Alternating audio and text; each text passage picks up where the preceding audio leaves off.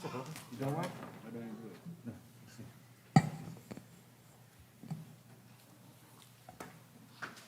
Myself with them.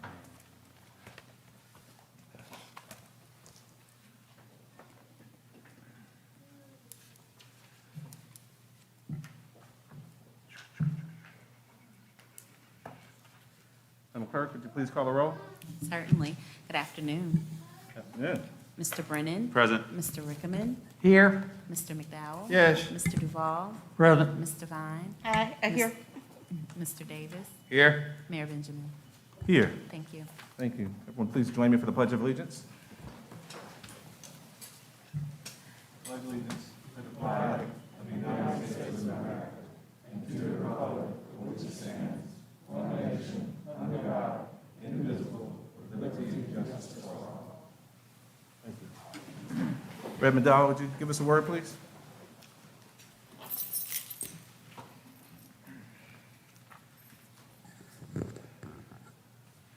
Let us pray. Creator and merciful Father, for your goodness and mercy, for all that you blessed us with today, we simply say thank you. Thank you, Lord, for your manifold blessings. And of course, thank you for your grace that surrounds each of us. Bless this city of ours as we continue to expand and grow.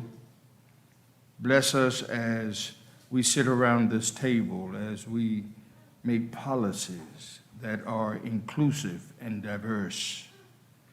Lord, we ask it and claim it in your name. Amen. Amen. Thank you so much, Councilman McDowell, as always. Is there a motion to adopt the agenda with one amendment? We're going to add the Metastatic Breast Cancer Awareness Day Proclamation presentation as requested by the Honorable Tamika Isaac Devine. With that amendment, is there a motion? So moved. Is there a second? Second. Any discussion? We'll move to the previous question. Clerk, call the roll. Mr. Rickaman. Yes. Mr. Brennan. Yes. Mr. Rickaman. Aye. Mr. McDowell. Yes. Mr. Duval. Aye. Mr. Vine. Hi. Mr. Davis. Aye. Mayor Benjamin. Aye. Thank you. All right. Is there a motion to approve the minutes of the September 21st City Council meeting? So moved. Is there a second? Second. Any discussion? We'll move to the previous question. Clerk, call the roll. Mr. Brennan. Yes. Mr. Rickaman. Aye. Mr. McDowell. Yes. Mr. Duval. Aye. Mr. Vine. Hi. Mr. Davis. Aye. Mayor Benjamin. Aye. Madam City Manager. Yes, sir. Good afternoon.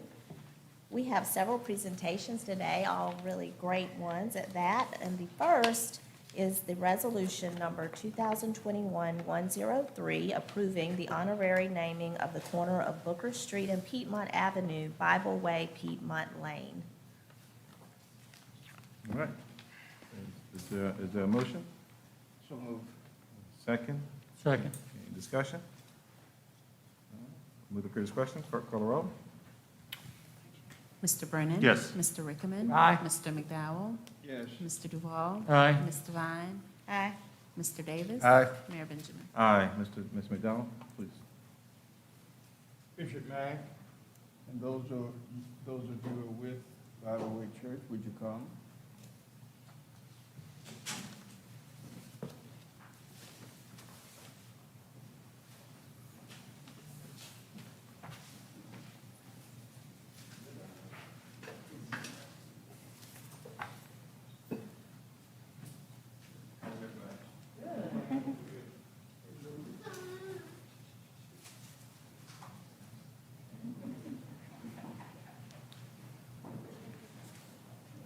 Bible Way Church Piedmont is one of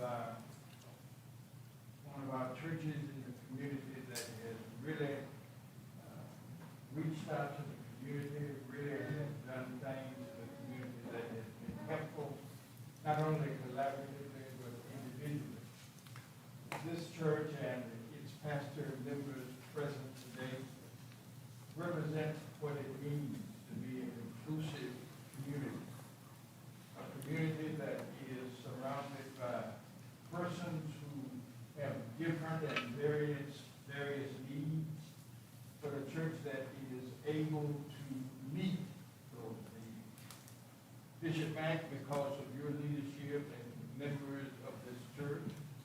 we're grateful, thankful for all.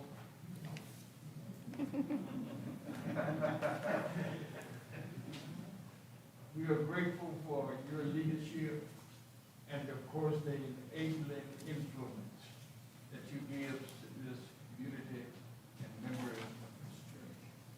Thank you all so much.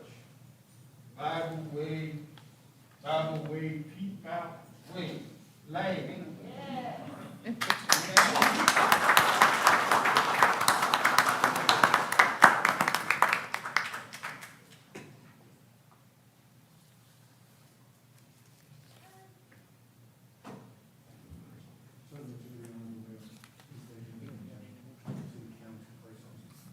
are honored to have the street named after our church. We make efforts to change our community. That's really what we want to do, is to upgrade our community and present it in a way that we can be proud. Even though most of us may not live in the community, we worship. If we're going to make a difference, it starts with where we worship. And so it is our commitment, not just to have a street named after us, but this changes the way that our community view our city. And we do it very well. So we appreciate you.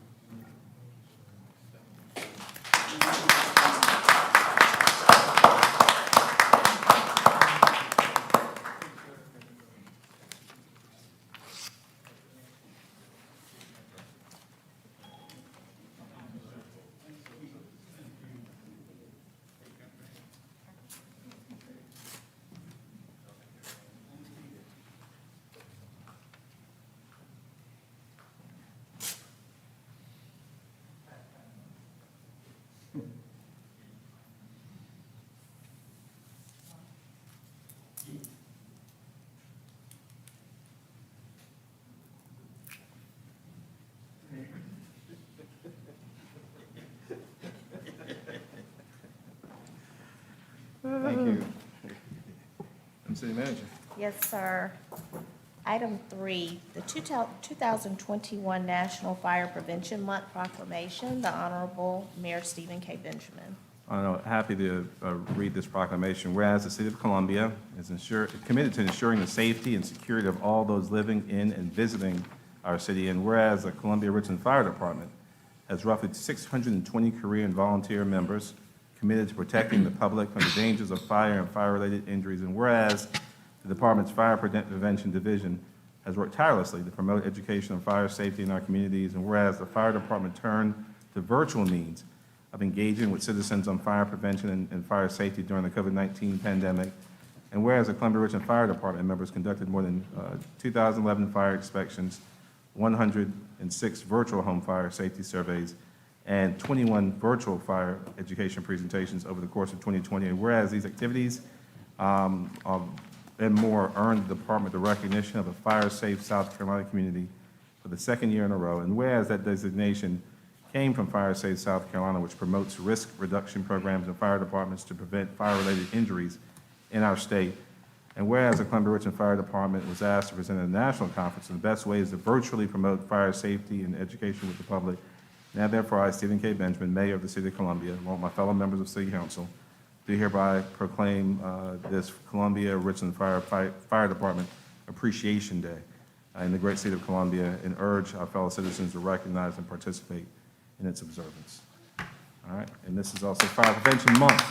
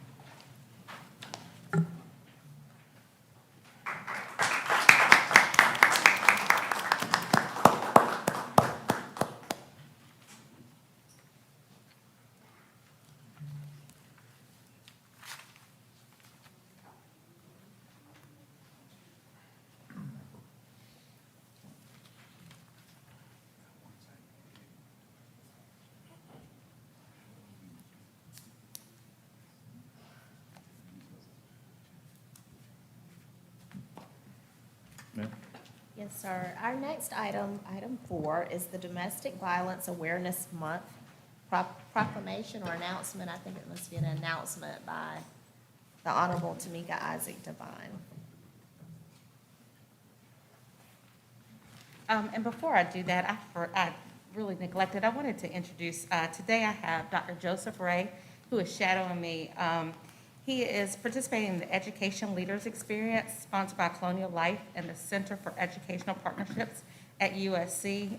He is currently the Acting Director of Counseling and Placement at Allen University, and Councilman McDowell and Davis. He's a mighty man of Omega Psi Phi Fraternity Incorporated. So, but I wanted to introduce him and thank him for shadowing and really seeing how his government works for him. Dr. Ray, will you stand?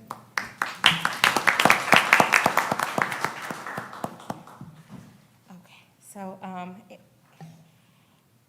October, as many people know, is Domestic Violence Awareness Month, and so we have a proclamation. Whereas we recognize that domestic violence is a problem that plagues our communities and our neighborhoods, and whereas South Carolina was ranked in the top 10 states in the nation for the rate of women killed by men, according to the recent statistics from the Violence Policy Center's report on homicide data, and whereas females ages 18 to 34 generally experience the highest rate of intimate partner violence, and whereas men who as children witnessed their parents' domestic violence were twice as likely to abuse their own wives than sons of nonviolent parents, and whereas domestic violence is the leading cause of injury to women more than car accidents, muggings, and rapes combined, and whereas the City of Columbia recognizes the commitment of the South Carolina Coalition Against Domestic Violence and Sexual Assault and Sister Care to provide life-saving resources to domestic violence victims and their families, now therefore, on behalf of our Mayor, Stephen K. Benjamin, along with all members of Columbia City Council, we do hereby proclaim October 2021 as Domestic Violence Awareness Month in the City of Columbia.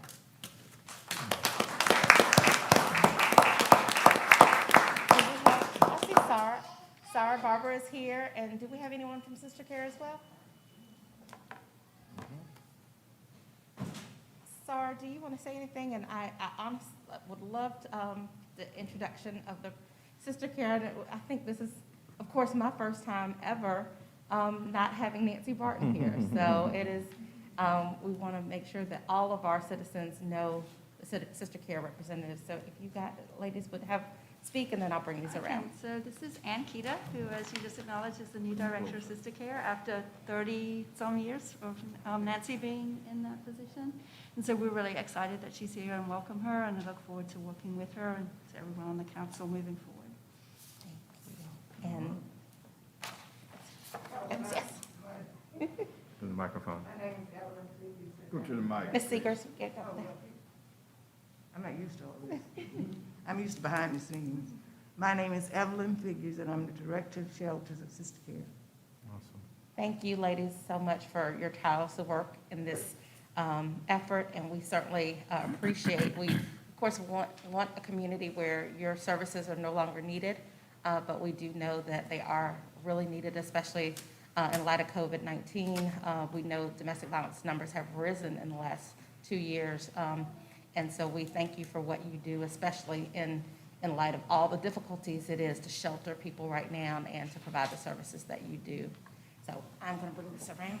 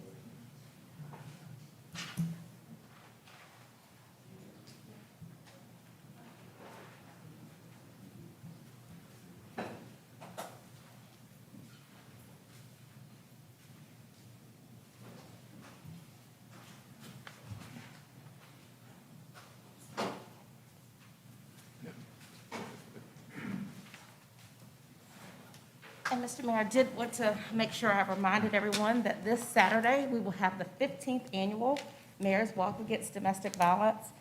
It will be virtual again this year, like last year, due to COVID-19.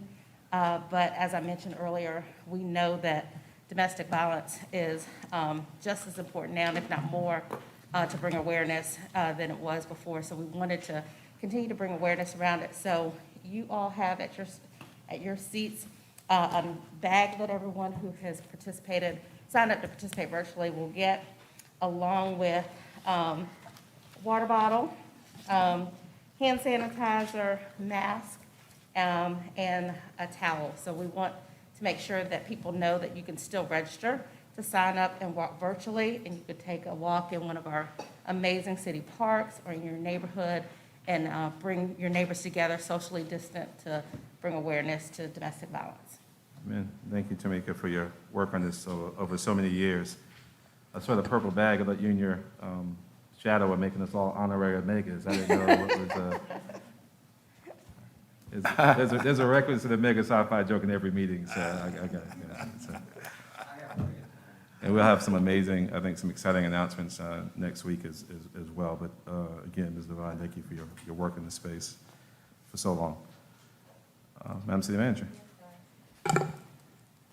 At this time, I'm very excited to announce the Hotel Trundle Day Proclamation, the Honorable Mayor Stephen K. Benjamin.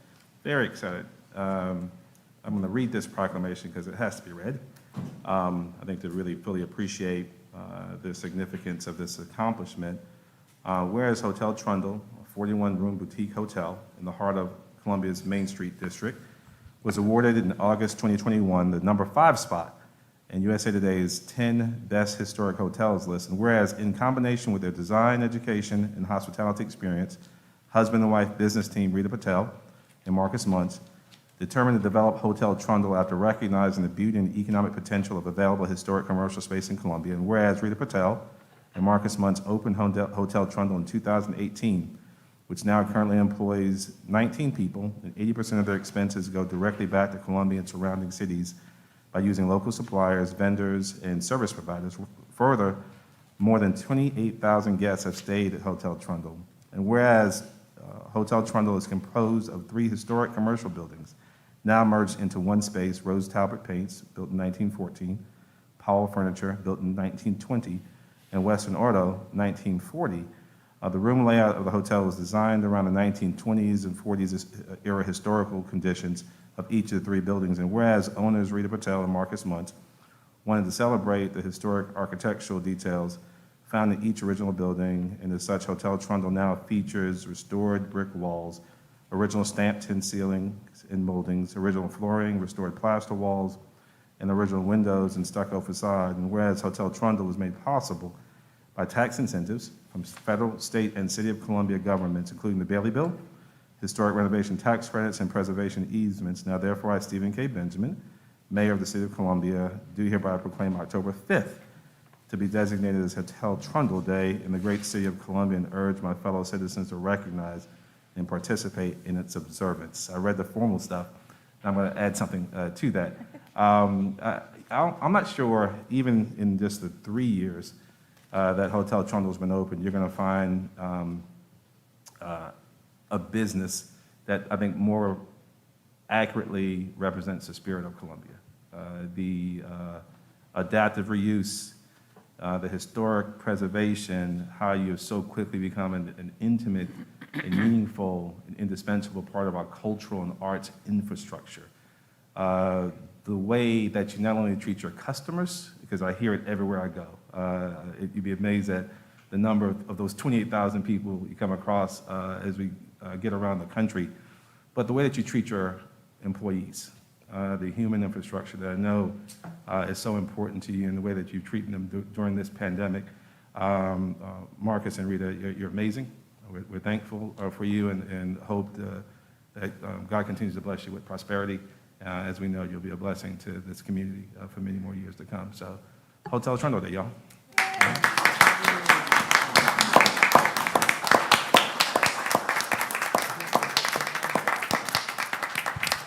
And I would be remiss and in trouble with Melissa Lindler if I didn't say she couldn't be here because she's been a huge cheerleader for you. Please, please. Well, thank you so much. This is a huge honor. I tell you, we both woke up super giddy today. So, I mean, who would have thought 5 years ago when we said, let's take on this venture and do something crazy enough as say, hey, let's develop our own hotel brand, that there'd be a Hotel Trundle Day on October 5th. So this is really incredible. The support of the community and friends and family has just been absolutely paramount. Couldn't have done it without you guys and with the support that we have received and continue to receive. So thank you so much. Thank you. Thank you. Thank you very much.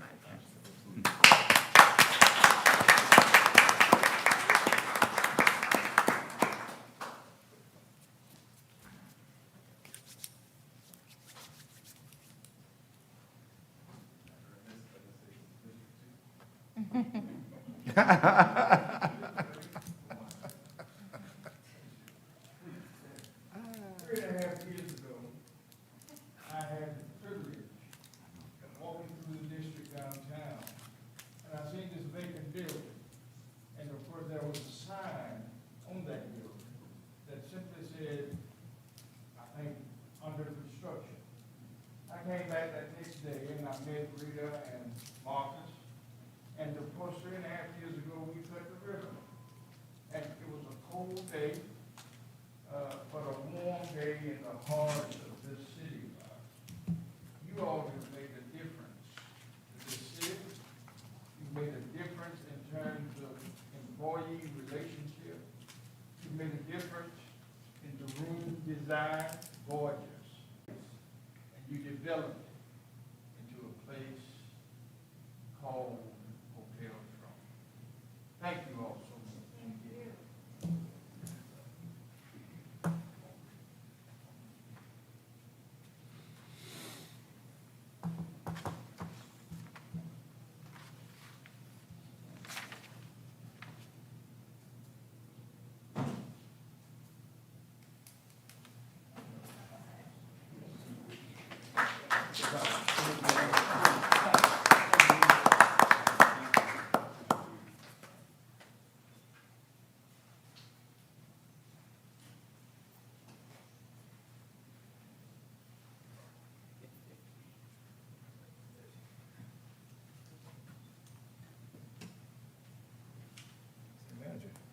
Yes, sir. I was just having a flashback mirror to my epic 45th birthday celebration. That was Tom Trundle. Thank you. Okay, TMI. Metastatic Breast Cancer Awareness Day Proclamation. The Honorable Tamika Isaac Devine. Thank you so much. We do know October is Breast Cancer Awareness Month, but October 13th is Metastatic Breast Cancer Awareness Day. And so this is a proclamation on behalf of the City of Columbia. Whereas approximately 250,000 Americans are diagnosed with breast cancer each year, with between 7,500 and 15,000 of them identified as being initially metastatic. While many treatments for breast cancer exist, once the cancer metastasizes, there is no cure. Whereas thousands of families across the country are affected by metastatic breast cancer, which occurs when the cancer spreads beyond the breast to other parts of the body, including the bones, lungs, liver, and brain. And much of the talk around breast cancer focuses on early detection and routine diagnosis, where there has been tremendous progress in the last 30 years. And whereas metastatic breast cancer affects all races and socioeconomic classes, and although white women see the greatest incidence of breast cancer, the mortality rate for African American women with breast cancer is higher than white women, and breast cancer is the leading cause of cancer-related deaths for Hispanic women. Whereas while there have been treatment advances in metastatic breast cancer, many of those advances have benefited a small subset of patients with specific types of metastatic breast cancer. And while metastatic breast cancer remains incurable, extensive research efforts are underway to address this highly unmet need. And whereas additional focus is needed on the personal and social burdens of metastatic breast cancer, the needs of a patient, and promising research efforts in the development of more effective treatment. And whereas there is still more research to be done for metastatic breast cancer so that new and more effective treatments can be developed. Now therefore, on behalf of our mayor, Stephen K. Benjamin, along with all the members of Columbia City Council, we do hereby proclaim October 13th, 2021 to be Metastatic Breast Cancer Awareness Day in the city of Columbia, and we urge all of our citizens to participate in its observance.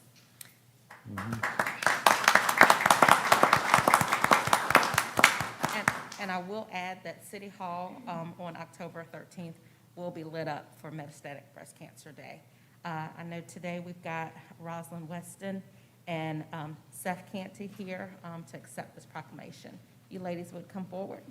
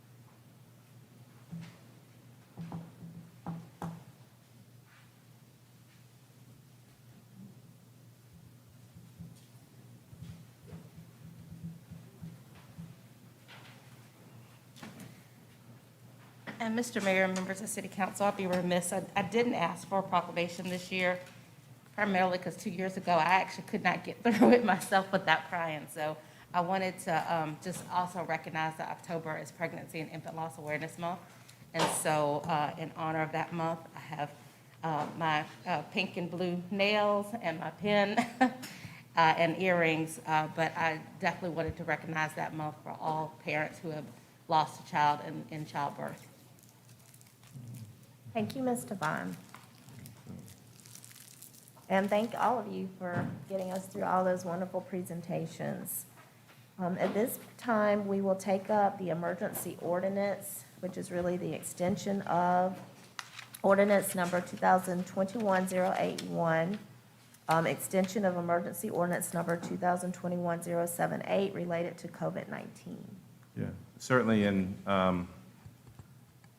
we continue to see a decline in the number of cases, but certainly we're still holding the line on a fairly high number of deaths from COVID-19.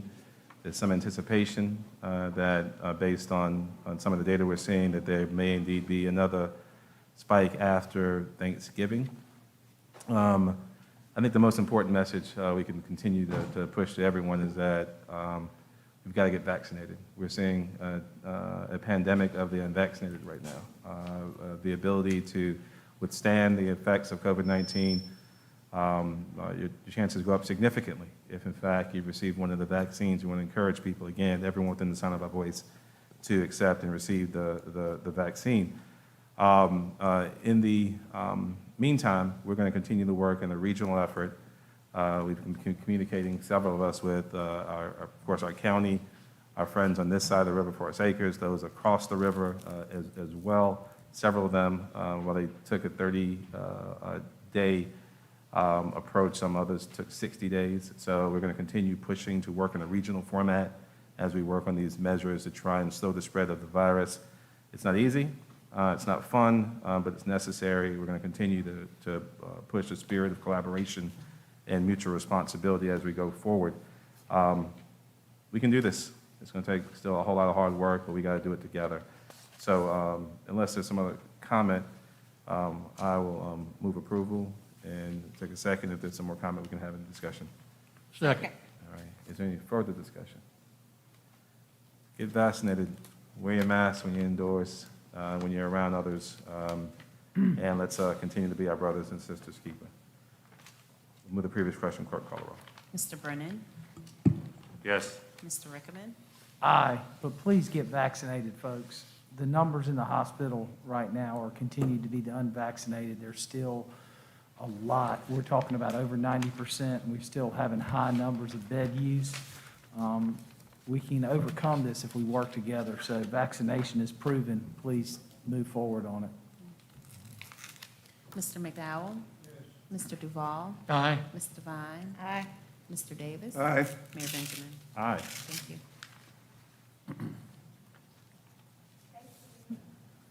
City Council discussion action items.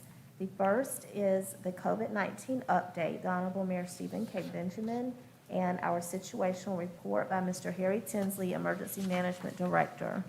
Let's have Director Tinsley, please, come and sit right.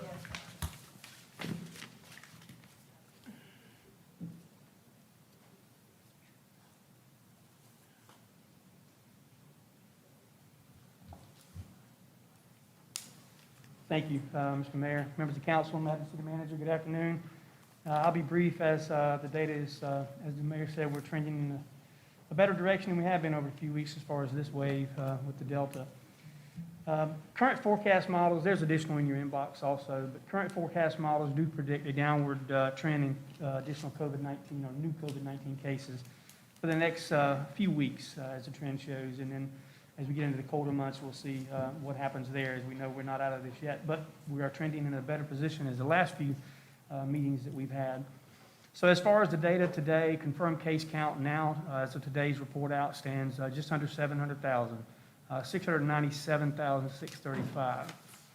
It's worth noting over the past 14 days, our state has seen over 33,000 additional confirmed case, or combined cases, excuse me.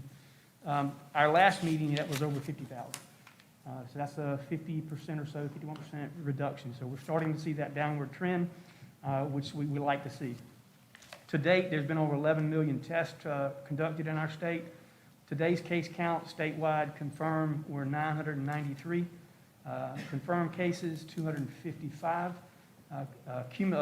Probable, which brings our cumulative total or combined total to 1,248. 1,248. Our test positivity rate percentage was 8.9% for this report out. Unfortunately, there were 26 new confirmed deaths reported out today by DHEC, and that brings our cumulative combined total due to COVID-19 to 12,729. Just as a point, over the last 14 days, we've had 920 combined deaths in our state due to COVID-19. That's a lot. Truly is. As far as here in Richland County, our case count stands, our confirmed cases stands at 54,292. Today's report out was encouraging, if you can consider that. 72 confirmed cases, 20 were probable, for a cumulative report today at 92. Unfortunately, we have had 621 confirmed deaths in Richland County as today's report out. It's also worth noting that over the past 14 days, Richland County has had 1,575 new confirmed cases over that 14-day period, as opposed to our last meeting where we were over north of 3,000. So we're seeing the state reduction, and it's followed within our county as well, we're seeing. So right now, we're averaging in Richland County about 112 new cases each day. That's down from 223 at our last meeting. And also, as of the report out from DHEC on the 29th of September, the recent disease activity incident rate here in Richland County remains low across all three metrics. Our percent positive rate for Richland County is 6.4. Bed utilization for our state still hovers above 80%. And as of the October 5th, there were 1,670 patients currently hospitalized in our state due to COVID-19 confirmed or suspected. That is down from 2,381 from our last meeting. Richland County's bed utilization rate is 70.3. There are currently, as of today's numbers, 98 patients hospitalized due to COVID. Also, DHEC reports out over 5 million COVID-19 vaccines have been administered in our state. As of October 3rd, 52.7, those 12 years or older, have been fully vaccinated in our state. 60.8 have received at least, well, 60.8% have received at least one vaccine. And also in Richland County, our numbers are showing 55.1% have completed their vaccinations, and 63.5% have received at least one vaccine. And those numbers show the CDC as well. We looked at those numbers. 65.5% of those 12 years or older have been fully vaccinated. 83.6%, 65 and older, have been fully vaccinated. And 77.7% of the U.S. population, as of that report sample, 18 years or older, have received at least one dose. And lastly, vaccine clinics. We talked about some mobile clinics. We talked about some after-hours clinics at our last meeting. We are partnering with DHEC. We have vaccination clinics set up this month through our city parks, and this is all on our city website, our Resilient Columbia website, and also on DHEC's website. But we have Drew Wellness to be this Wednesday, the 6th. Hyde Park will be the 13th. That's a Wednesday. MLK Park will be the 20th. Melrose Park will be the 27th. Those clinics run from 1 p.m. to 5 p.m. We also have mobile clinics scheduled. Prisma is our partner with this for Saturday the 9th. That's this Saturday in the Vista from 9 a.m. to 12 p.m. That is a mobile clinic. And then again on Tuesday the 19th from 11 a.m. to 1 p.m. in 5 Points. And we'll continue to work with our local partners to get additional vaccine clinics scheduled as we continue to move through this pandemic. If you have any questions, that concludes my report. Thank you. Harry, good report. I had a question today from one of our citizens. Are we still looking for the 5% or less over a 14-day period to give us the clue that it might be time to remove the mask? And I'm not sure on the policy for removing the mask yet, but I do know that the CDC still says 5% is a good indicator. Less than 5% is minimal community spread. Anything above 5% on your percent positive would be considered you have community spread. But we'll continue to watch that and report that out. Tamika? Harry, we saw, I guess, the hospital report for the children that we got today.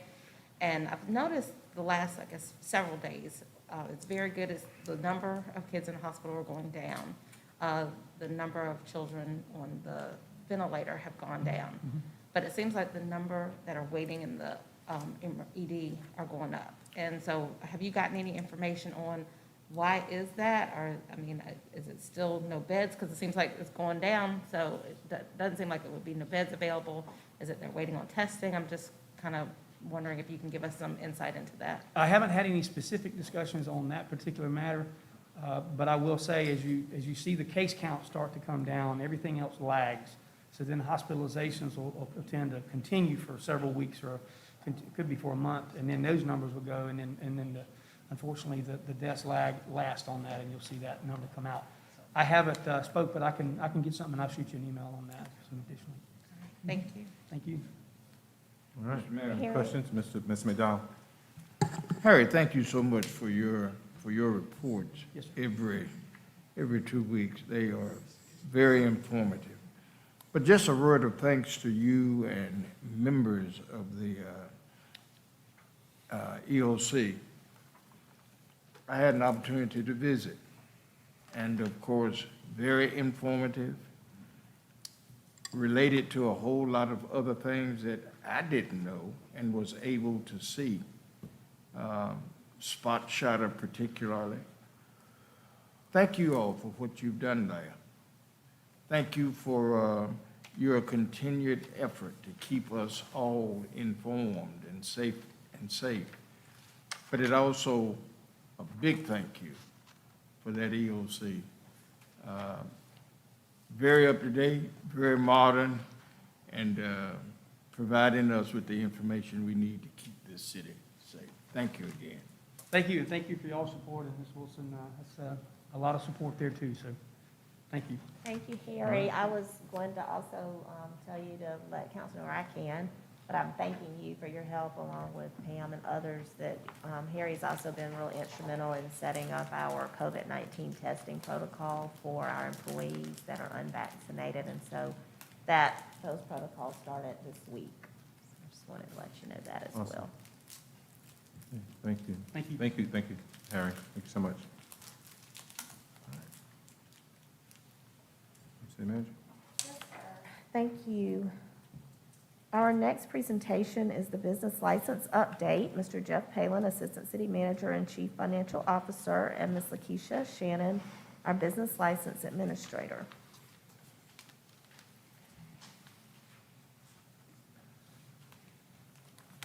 Good afternoon. Good So, many years in the making, lots of negotiation from the various cities, counties, organizations in the state, concluded with Act 176, also known as the Business License Tax Standardization Act. Today, we want to go over with y'all where staff's at as far as the implementation and what the act actually does and what it will mean for the city and our businesses.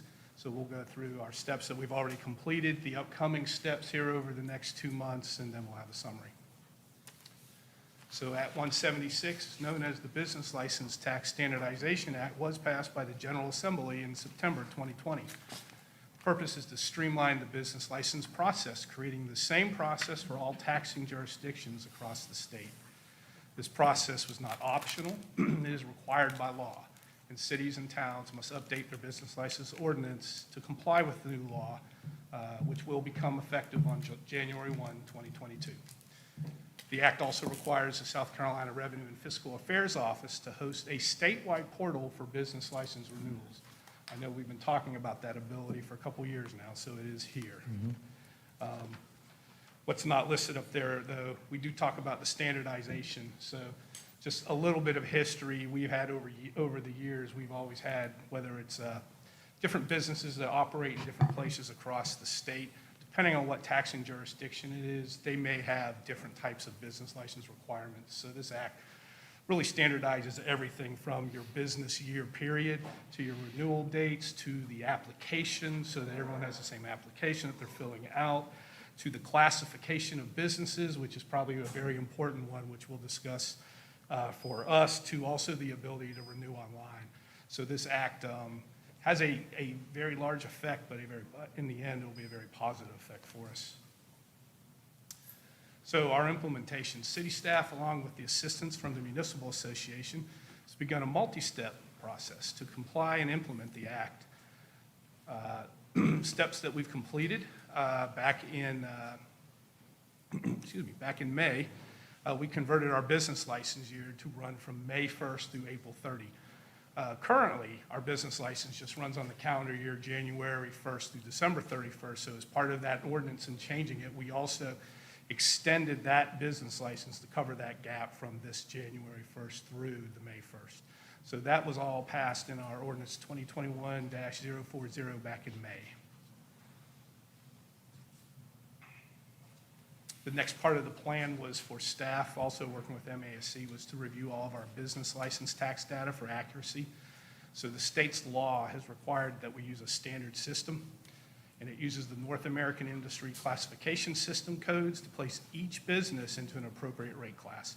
So this will be a rate class, all businesses will be, across the state, will have the same NAICS codes, they'll all be put into the same class. I think I mentioned it later in this, I'll bring it up. Staff has already gone through and we've assigned each of our businesses, and this is important to us because the current city ordinances utilizes over 150 business codes.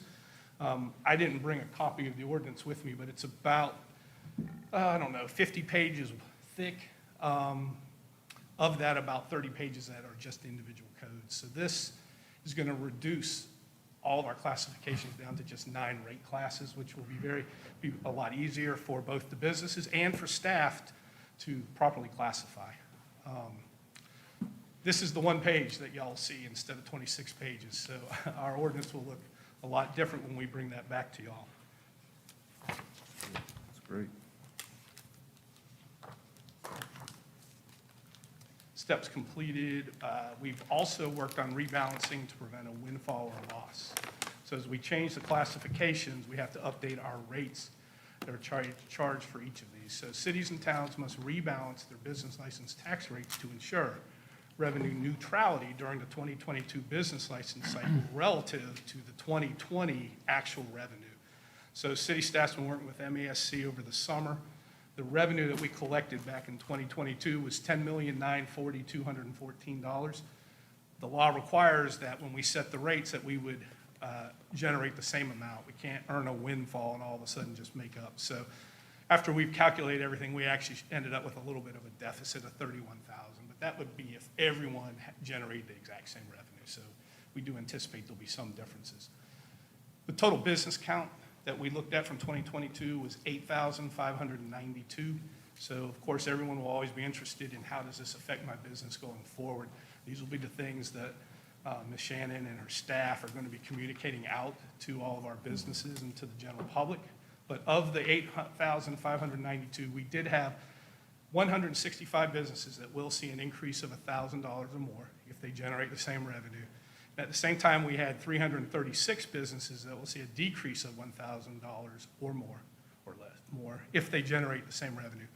That leaves, of the 8,500 businesses, 8,091 businesses will see a change of less than 1,000, and actually 24 of them show an actual change of 0. Our next steps.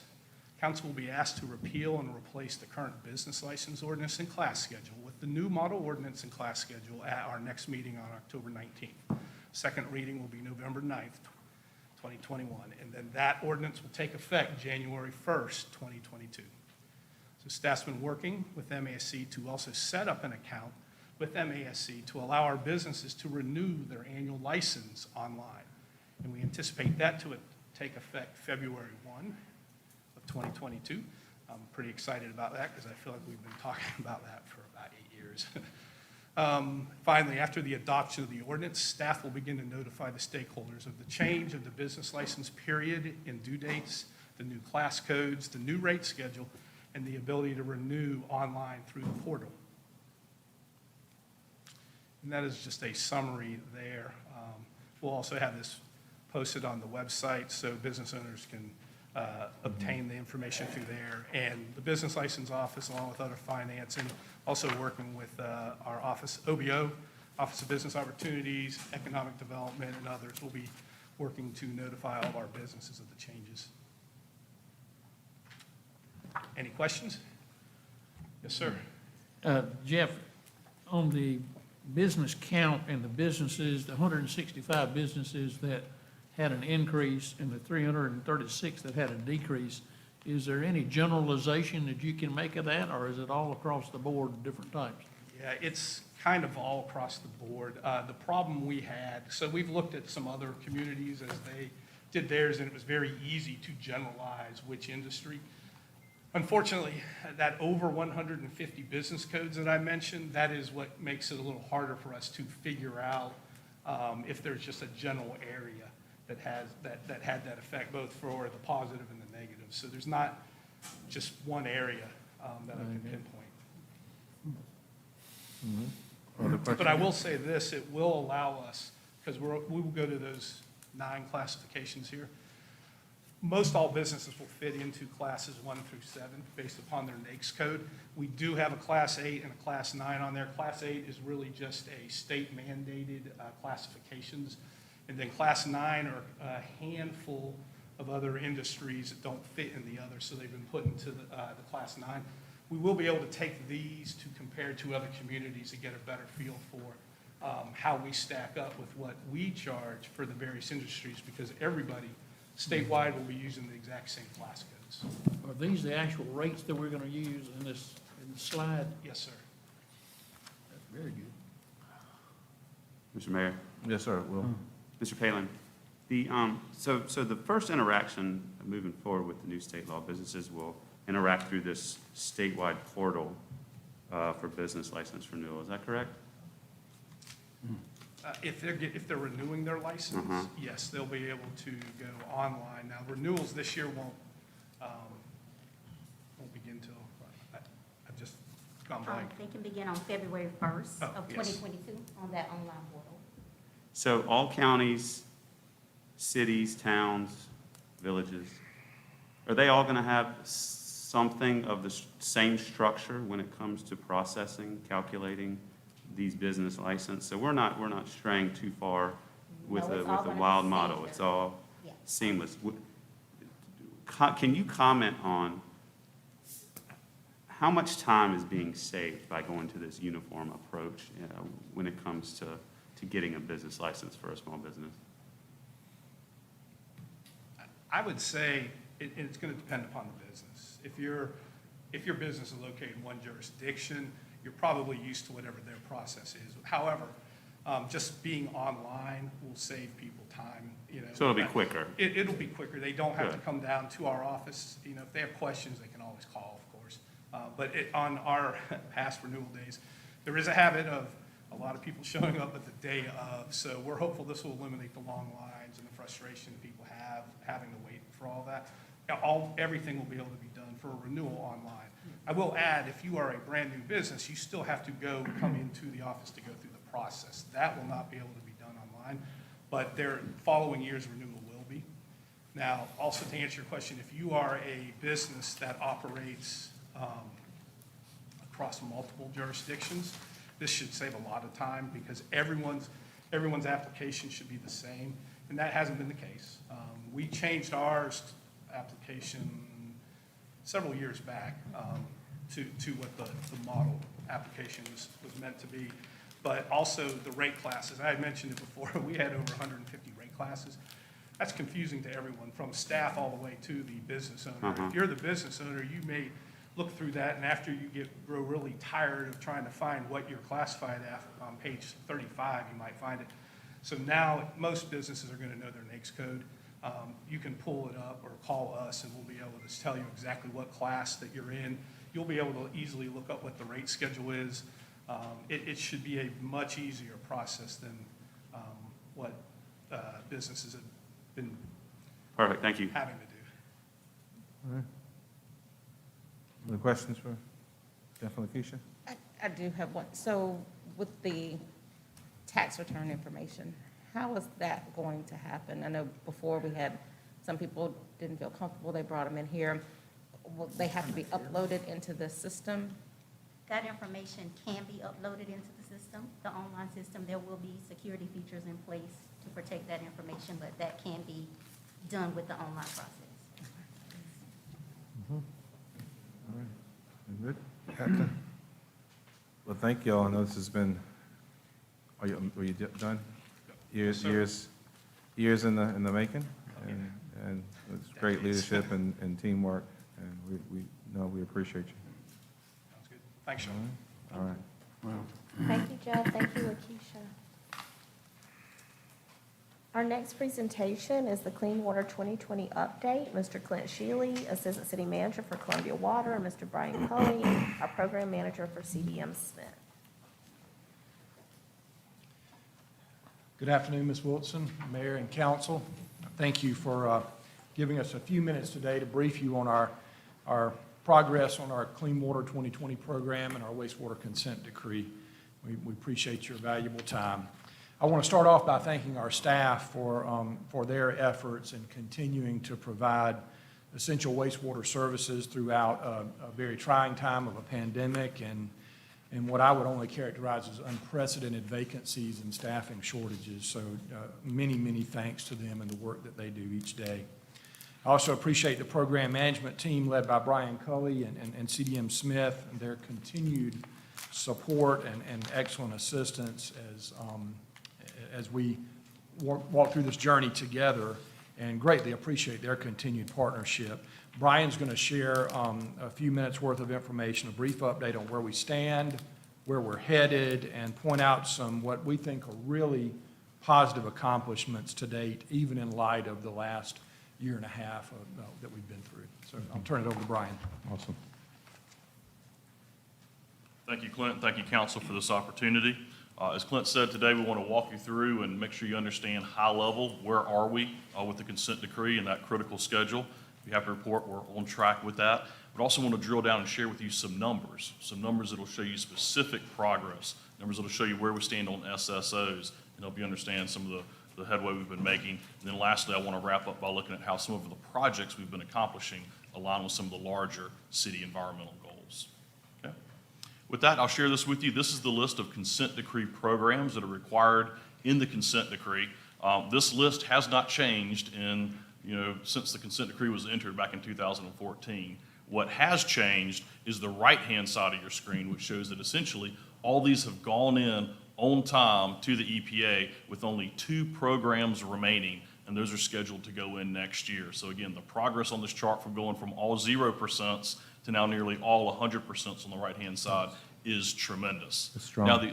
Now these programs, submitting those is sort of the beginning. EPA approves them, we then have to implement. Some of these programs are fairly straightforward to implement, like the training program.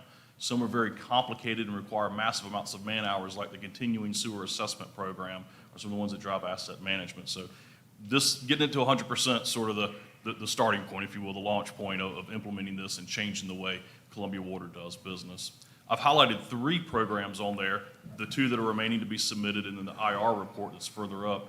Those 3 are highlighted because they essentially drive the basket of projects that City of Columbia will be obligated to do to the EPA. So when we talk about a project and go, that's really important, that's a consent decree project, it's probably because it was listed in one of those 3 programs. We're now at the point that those are, one's already been turned in, 2 are essentially draft final on our side. I can now tell you with a high degree of confidence the basket of projects that will be required for EPA. Before, every other time I've presented to you, I've not been able to say that. We've not been at that point. We still had to look and see what we were going to find. So it was a huge risk of, is it as bad as we thought it was? Is it worse? Is it better? And so that was a huge caveat. Anytime I came up here and referenced the 750 number, I always said it depended on what went in those program documents. So I'll report more on that in a minute. But we're at a point now that's very different than we've ever been before. And so that's huge progress as we continue to march down the path here. Of course, nobody can come up here and speak to council without talking about COVID-19.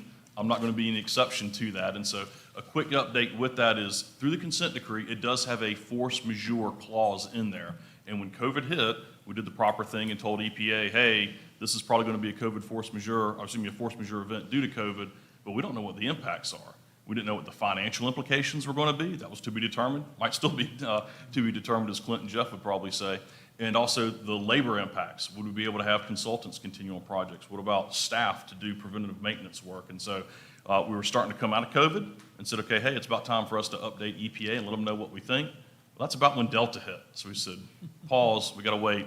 The impacts might be a little bit worse. And so we're still waiting to see what happens, but we are continuing to watch that, working with Clint, working with attorneys to see what those final impacts will be so we can make a proper ask to EPA for any schedule relief. Okay? All right, the next thing I want to mention is that in the consent decree, when you read through it, you see the programs and the timelines. The consent decree program was meant to evolve or pivot, whatever adjective you want to use, and sort of go from more of an operation and maintenance, how we change and do maintenance on the system day to day, to more of an infrastructure, capital improvement project delivery. And so you're seeing our program kind of pivot with that consent decree requirements and the schedules and everything. So we're going more to capital improvement project delivery, a little less emphasis on O&M, which is allowing us some time to take those great lessons learned, process improvements that we've done on the wastewater side and bring that over to the drinking water side. Okay? And then, of course, I always want to come up here and talk about when could we get out of the consent decree. And so when you look at those list of projects, for example, the IR report, so we list of programs, when you look at the IR report, when that's approved by EPA, there's essentially 7 years to do that basket of projects. So assuming we take most of that time, basically in 2028 is when we'll be able to write to EPA and petition to end the consent decree. It's not do these projects and you automatically get out. It's do these projects and request to get out from the consent decree. That timeline really hasn't changed much. It's maybe backed up a year. We always knew that delivering the consent decree was going to be a very long-term, multi-decade type activity. So right now, 2028 is where we've got our eyes set. Okay? All right. So continuing on, that bar over on your left-hand side is the original $750 million estimate. That's in 2012 dollars, always has been. And as I mentioned, we're at a different place now than I've ever been before in terms of saying, are we on target? Is it still going to be $750 million? Because I'll be honest with you, most consent decree programs like this, where you have to go investigate the system first, tend to balloon out of control. And I'm happy to report to you that our initial assessment with this basket of projects we anticipate being the final one, we still remain on target for the 750. That's huge. That is absolutely huge. That's fantastic. Yeah. Couldn't be happy to report that. Now, in terms of progress, on the right-hand side, what you'll see is how much money has council encumbered and improved so far. That adds up to about $363 million, so we're just not quite halfway yet. Again, the CIP load is on the back end of the delivery, so that's all planned. Everything's fine there. But so far, 363. I think with tonight's very heavy Columbia Water consent agenda, we pushed that number up above 363, but that's where we're tracking so far. Okay. All right, now as far as the consultant support, CDM Smith is of course working alongside Columbia Water staff to deliver this. And you'll see our renewal on next council meeting's agenda. We're targeted for October 19th, so we're speaking today, but our renewal should be on the next agenda, and that's for the 10th year of the 11-year contract. And again, you'll see our program is ramping down and changing, just as the consent decree and Columbia Water's needs are changing. We're changing with that, and so you'll see us doing a lot less O&M on the wastewater side. We are supporting on the water side. You'll see that here in a second, and really focusing on that CIP delivery. We're actively managing over 70 projects, and most of those are large multi-million-dollar projects. We're tracking 120 projects, and so a huge CIP delivery focus here. And then the last thing I want to mention about our renewal is, again, for year 10, like we've done from year 2 all the way up through year 9 that we're in now, 25% of next year's fee is going to sub-consultants. All of them are minority or women-owned businesses. And I'm also happy to report that all of those except one have offices in Columbia, and that's something I've been very proud of with the Columbia program, is that we're helping improve City of Columbia with Columbia-based resources. And I think that's important. It is to me, I'm sure it is to y'all. I have a comment on that. Yes, sir. I'm going to save it until later. I'm just looking at the some of the totals for the consent agenda, and a good bit of the money, up to 4 million plus. A lot of that money is going out of town, out of the area. And I think it would be good if, as we look at where you are now, we as a city are able to show how much of that money is spent here, number one, and number two, how much is really going to small and minority businesses. You know, our numbers still aren't where we said we wanted it to be and where we think we ought to be. Yes, sir. So, and it's I'm glad to see that that's a target, but it would be good if we could, Madam City Manager, periodically give some updates on that. That's been an ongoing concern, but every time you look at the numbers kind of bear that out. And I remember the beginning of the consent, and given the amount of money we've had to spend to get out from under the feds, there's still a lot of money going out of this area, one, and two, again, small businesses and businesses that we say we're in the business to help and then be participants locally, we're still not there. So I think collectively we need to, it would be good if we could really set some goals. I know you have some there, but if we could periodically really do a check on that in terms of progress and helping to keep our eye on the ball in terms of what we know we can do in terms of the economy and helping to build this area and being attractive, we would be, we'd have something to show for it, and we would be a magnet in that area. Thank you. I think, Mr. Davis, the recent committee meetings that we've had, where we've had those presentations is, I mean, within the last, 90 days or so, in the Community Economic Development Committee, we could certainly work with Brian and Clinton, those to drill down on the project specific to Clean Water 2020 to maybe help show that a little bit clearer for you. So I do think we've made some good, very good progress, different programs that are in place. And then also, just as a reminder, the disparity study is underway. So I think it would be good for us to also give that process time to work, and hopefully also that will probably speak to some of your concerns as well.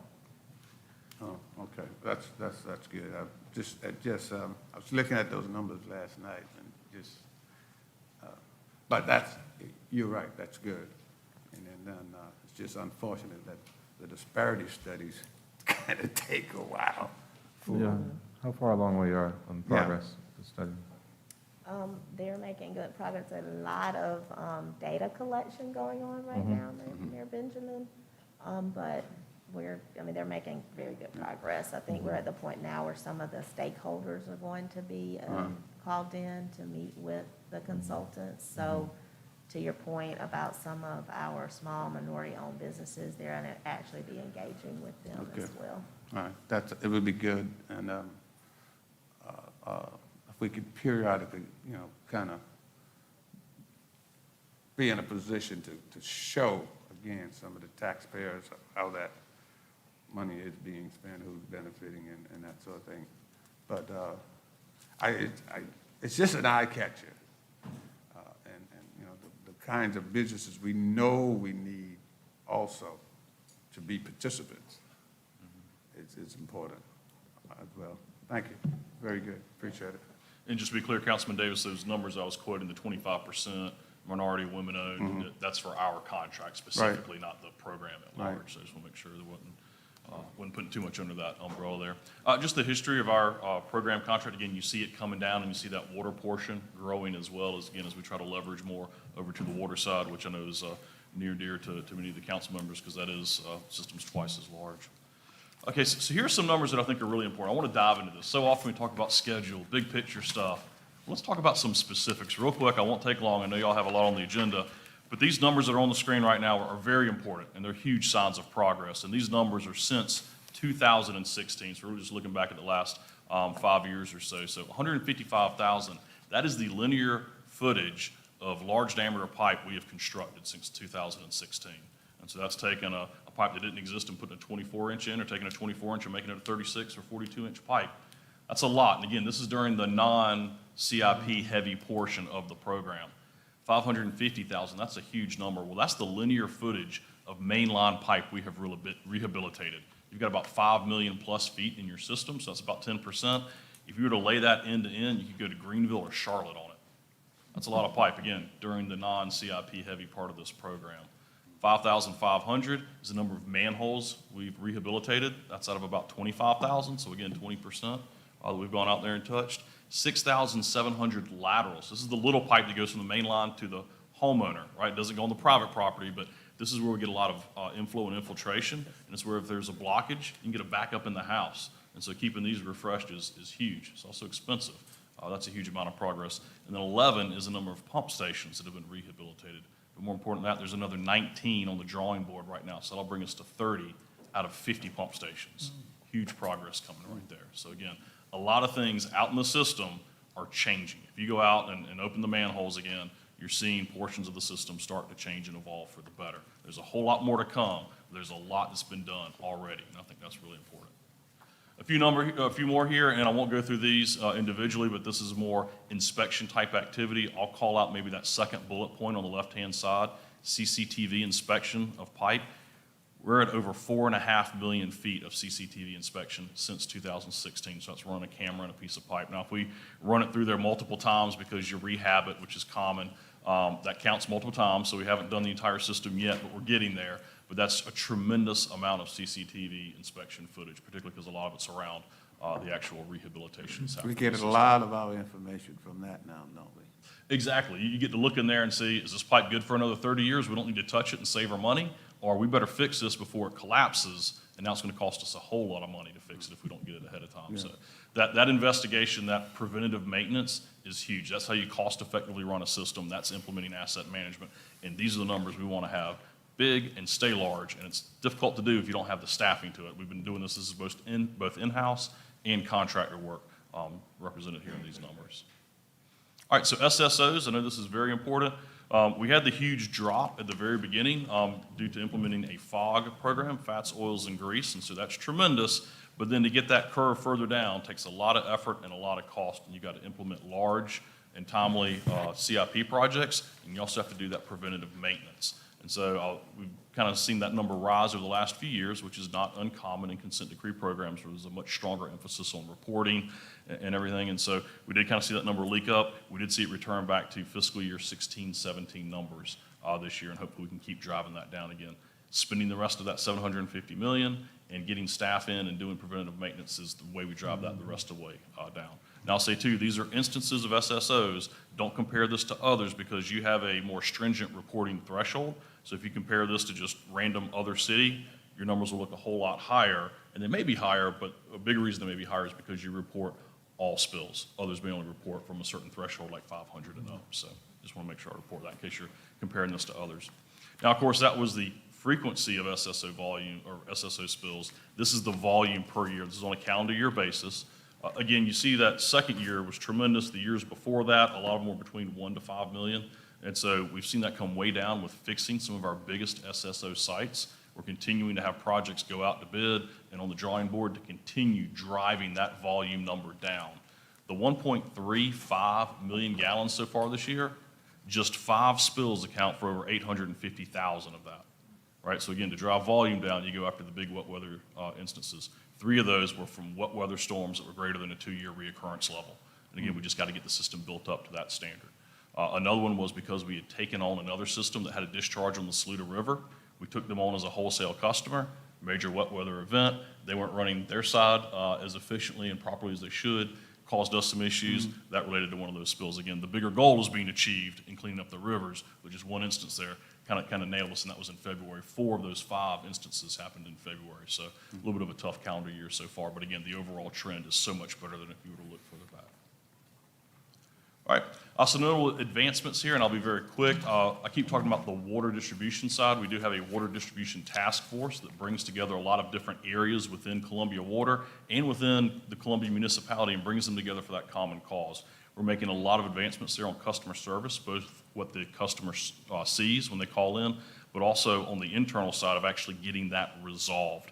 Included in that is actually bringing contractors in to help work down that backlog. It's one thing to know about a problem, we've got to actually be able to fix it too. And so that's a big part of what we're doing. And then I don't want to leave this slide before talking about alternative delivery. The city is currently executing its first alternative delivery project in Columbia Water. It's a CMAR project, Construction Manager at Risk. And that's huge. That's a great tool in our toolbox to be able to bring to projects where we want innovation or where we have a short timeline. And with our capacity issues coming, being able to have a alternative delivery tool and legal. I saw Patrick in here. I didn't see Sandra Wright in here, but I want to thank those groups because doing a alternative delivery project is important. Doing your first one is tremendous. Now you've got it, you can do it. And so huge advancement in where we are. Everything doesn't have to be traditional design, bid, build. Charlotte's used this to great effect, and I think it's something that we need to have as well. Charlotte's had great success with it, and I hope you can keep us progress, because I hope this is something we can use more as a tool, because it really advances the ball. It does. It gives you a lot more flexibility as the owner. It may cost a little bit more, but some of that flexibility, depending on bringing it to the right project, could be well worth it. But the time saved ends up saving the money. So when you put a timeline against it in our traditional manner to where we get to here, time we get through all the process, we're actually saving money. Agree completely with you on that. All right, so I've talked a lot about things that we've accomplished, and a lot of these we need to do because it's the proper running of the system. One thing engineers, and I'll be the first one to raise my hand and say this is probably my fault, is we don't stop and take the credit for some of the environmental benefits of our projects, right? So we need to do the project, we got it done, pat yourself on the back, move on to the next one.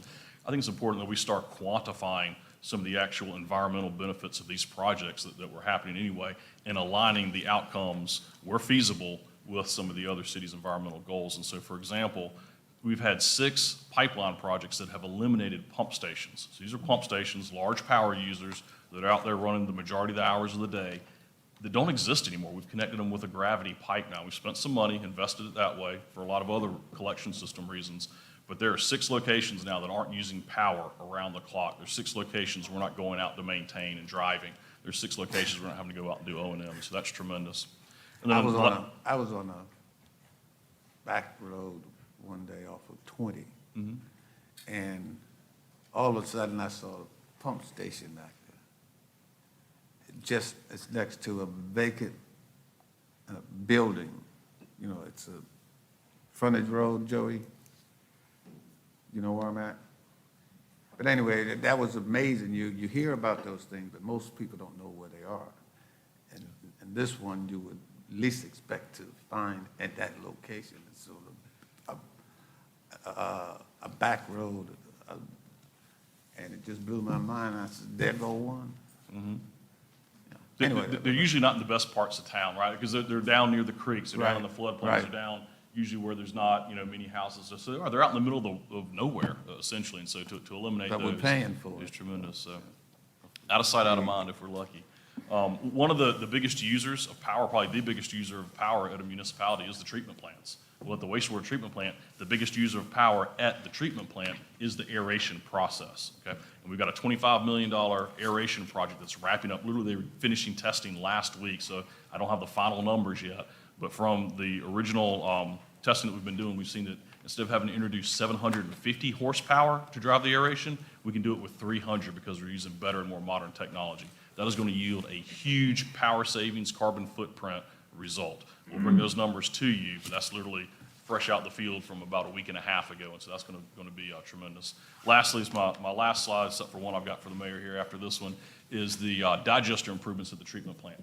$30 million, huge cost, major benefit at the plant. But let's talk about the actual environmental benefits from that. And this is with 3 of 5 digesters. We've finished testing on 3. They just finished the other 2. Those are going through testing now, so this only includes 3 of 5 digesters. We have reduced the amount of biosolids going to the landfill per year by 9,800,000 pounds. Okay, biosolids are the stuff in wastewater that makes it wastewater. You don't like them, you got to do something with them, right? I didn't bring samples for y'all to take home or anything. It's but to reduce the amount going to the landfill by almost 10 million pounds is tremendous. Hauling costs are down, landfill costs are down. We are getting beneficial, or we're just going to seek out some beneficial use of the biogas that is now being produced in much larger quantities. That's coming, and so this is tremendous. And so again, a nice environmental benefit on top of the project that was needed anyway. And that changes, because the figure, we were spending close to $2 million a year just in hauling costs and others. So, I mean, if you get to a 50% reduction when you get all of it finished, we're probably seeing significant saving, because right now we're paying for liners, we're paying for the dumpsters, we're paying for the hauling, and then the landfill application, which is probably close to $3.5 million. So, I mean, potentially cutting that in half is huge savings. It pays for the system itself. It is. And this is 1 year's figures so far. We'll bring you final figures with all 5 up and running, but we think this is tremendous. And so the last comment I wanted to have was Mayor Benjamin. I got to be honest with you, I was a little sad when I was putting this together because it hit me. This is the last one of these I'll be doing that you're going to be here for. So I was like, well, how do I honor Mayor Benjamin during this while doing this final presentation? So I wanted to thank you for being the strong supporter of infrastructure that you've been. Many times we come up here, these things have huge price tags. And you said, we're going to leave a different infrastructure legacy for the next generation than what was left for us. And I want to appreciate your firm leadership and the rest of those on council that have been with you in implementing that, because these benefits that you've just got a little peek of here are largely because of that. So in a way, I hope you appreciate this. To honor you, I wanted to go back to 2018. He wants a bag of solids. And I didn't know you were going to be wearing the same suit today, so I apologize for that. You do have different shoes on. But in 2018, you had the Columbia Ways In Challenge, trying to get the city to be more healthy, lose some weight, and I thought that was great. I love seeing your tweets before council meetings where you were weighing in, and you wanted to lose 25,000 pounds across the city. Well, in terms of biosolids reduction, we just did that 392 times over. And if I'm approximating what I remember your last weight to be, I think that comes to about 49,000 Mayor Benjamins that aren't going to the landfill every single year. Just to put 9,800,000 pounds in perspective, that's 49,000 Mayor Benjamins that aren't going to the landfill. So thank you. Are you implying that after I leave, council will be a lot less full of? Oh, I'm sorry. Those are not part of my official remarks, no, sir. But anyway, I want to thank you for what you've done. So. All right, with that, we'll get back to business. If there's any questions, I'll be happy to take those. It's a fantastic report, and I think on so many different fronts. We were faced with some daunting challenges, but it's amazing if you get the leadership this council has shown on infrastructure and water, on sewer, and some groundbreaking leadership in stormwater. And we decided we're going to stay the course, taking advantage of historically low cost of capital, and show people that you can do good and do well, and that most of these, the cool thing about this is that usually when you're making these types of decisions and investments, it really is about posterity. You're thinking way down the road, but we've been at this long enough and hard enough that we're seeing the impacts and the benefits right now. And I'll say this, obviously, the wisdom of bringing your team on board, but I take this team, Clint, Joey, Teresa, all of you, and I'd put it up against any team in the country. I mean, all of you, Missy, the Grinch over there with the wallet, who opens it up every once in a while.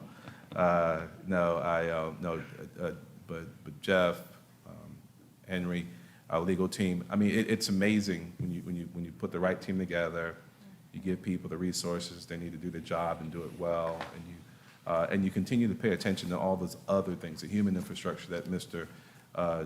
Davis stays on every single day. How we're investing locally, how we're investing with small, local, minority-owned businesses. I mean, it just all kind of works together. And when you do that, you get these kind of results. So, no, we appreciate you guys. We appreciate you guys. And that suit is not the same suit. That was for a much bigger guy, dude, okay? Much bigger guy. It was good one of you running, though, so I appreciate you letting us have a little fun with it. Appreciate you so much. Brian, Yes, sir. this might be a Clint question, but when Brian mentioned the electrical use at the waste treatment plant, we had talked about a solar farm out there. Is that's still on the Jordan drawing board? Yes, sir. We're in the review queue for Dominion right now for the solar farm out at Metro. We're also doing a feasibility study of putting one at our Lake Murray water treatment plant that would interconnect with the distribution side rather than transmission. And that review queue, interconnection queue is much shorter. Yeah. So that Dominion actually helped us with that, with some advice there on where we might site that. So we're looking at the feasibility of that now while we wait in line at Metro. Yes, sir. Okay. There ought to be some money in some of the federal funds coming out to put in some of this stuff. The cost savings We is are absolutely looking for huge. that. Yes, sir. All right. Yeah. Other questions? All right.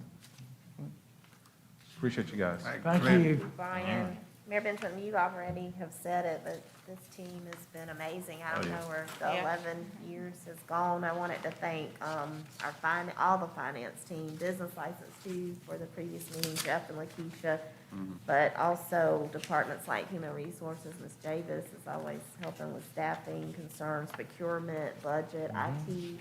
I mean, it's been, like you said, a real team effort, and I'm so appreciative of them. So thank you again. Absolutely. And that brings us to our consent agenda items 10 through 31, Mayor Benjamin and Council. Is there a second? Second. Any discussion? As previously noted, lots of serious investment in our infrastructure on this agenda. And another tip to have in that. We'll move to the previous question. Clerk, call the roll. Mr. Brennan? Yes. Mr. Rickman? Aye. Mr. McDowell? Aye. Mr. Duval? Aye. Mr. Vine? Aye. Mr. Davis? Aye. Mayor Benjamin? Aye. Thank you.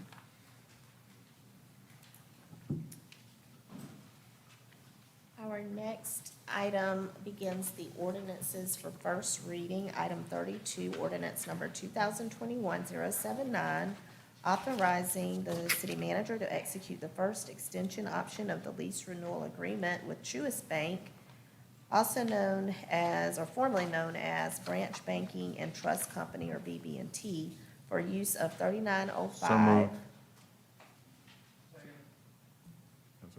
What is? What's that, Sam? What is that? I'm sorry, I'm embarrassed. ATM. ATM, right there at, Oak Cliff Walter, right at Monticello and behind Zestos. It's always been a lease arrangement, Mr. Davis, the ATM there at Enzer. Okay. All right. Okay. Just a formality, sir. Move to the previous question? Mr. Brennan? You good? I'm good. Okay. I'm very good. Yes. All right. Mr. Rickman? Aye. Mr. McDowell? Yes. Mr. Duval? Aye. Mr. Vine? Aye. Mr. Davis? Aye. Mayor Benjamin? Thank you. Aye, ma'am. Item 33 is ordinance number 2021-080, authorizing the City of Columbia, South Carolina to execute and deliver an equipment lease purchase agreement in the amount of not exceeding $9 million between the city and the lesser thereof to defray the cost of acquiring certain equipment and other matters relating thereto. Move approval. Is there a second? Second. Discussion? Move the previous question. Clerk call roll. Mr. Brennan? Yes. Mr. Rickman? Aye. Mr. McDowell? Yes. Mr. Duval? Aye. Mr. Vine? Aye. Mr. Davis? Aye. Mayor Benjamin? Aye. And moving into a period of appointments, Ms. Jenkins Wood will come forward to assist several appointments that I know she has been diligently working through. Thank you, Ashley. Thank you. Those, Are you ready for some? So I just want to make a quick note with all of the boards and commissions on your memos. A few applications came in, they're still within the deadline, but they came in over the weekend after your packet was sent. So it's noted on each memo which applications they are. Again, they are within the deadline still. And their districting has been updated in your memo, it's been added into that as well. And their application is there, it's just present behind the current packet you received. super. Thank you. So we're doing Boozer first? Yes, sir. All right. Mr. Mayor? Mr. Duval. I'd like to nominate Cousin Sherry Duval. All right. Second. All right. Mr. Davis. I was going to nominate Sheriff Duval. Gerard. All right. Any other nominations? Good name. He's a good, good guy. Got a A lot first, a of second, legwork. got a first, a second, and a third, and I give him a fourth, so he has a quorum. Any other nominations? Seeing none, we'll move the name of Gerard Duval, Gerard. Shakis the Beast. For nomination, move the previous question, clerk call the roll. Mr. Brennan? Mr. Rickman? Aye. Mr. McDowell? Yes. Mr. Duval? Aye. Mr. Vine? Aye. Mr. Davis? Aye. Mayor Benjamin? Aye, thank you. Next, we have the Citizens Advisory Committee for Community Development. They currently have 3 vacancies. I think this one is where we have Mr. ordinance, right? Jennifer Yeah. Tuttle. Yeah. Three Pat vacancies. Brown. Okay. This is the one where it would be Mr. Rickman, myself, and Councilman DePaul. Yes, it's District 2, McDowell. District 4, and at large, yes, ma'am. Jennifer Tuttle. So, I'm sorry, again, that's Districts 4, District 2, and at large? Yes, sir. Yes, Okay, all right. I have my You appointment. did, who you have? William Baker. So William Baker, Ms. Devine, Mr. Rickman, Jennifer Tuttle. all right. And, How many slots again? did you have, I'm You said sorry? what? How many? It was, did you have someone you wanted to recommend? I wanted to recommend Ms. Pat Brown, So this is District 1 or District 2? District 1. She's applied for some other things. I think you could probably do it. I'm sorry? She's applied for a couple other boards, if you want to appoint her or something, but this one is a Councilman McDowell appointment. This commission has one where each of us make our appointments, unless he wants to take that recommendation. You know, she's a hard worker. She's put in a lot of miles working with law enforcement in her Right, she applied, neighborhood. and so she applied for that committee as well, the Law Enforcement Advisory Committee, and that's where I was thinking she would be. That's where maybe we're not I'm on that ahead of one yet. myself, but that's Oh, my yes, sir. preference. I'm Okay. sorry. There are 2 Citizens Advisories All right. Committees, and they're both on the agenda today. Okay, Yes, sir. This is the one for Community Development. all right. Let me, all right. So I don't have a dog in that fight. Is No, sir, not at that? the Okay, moment. all right, good. We can move.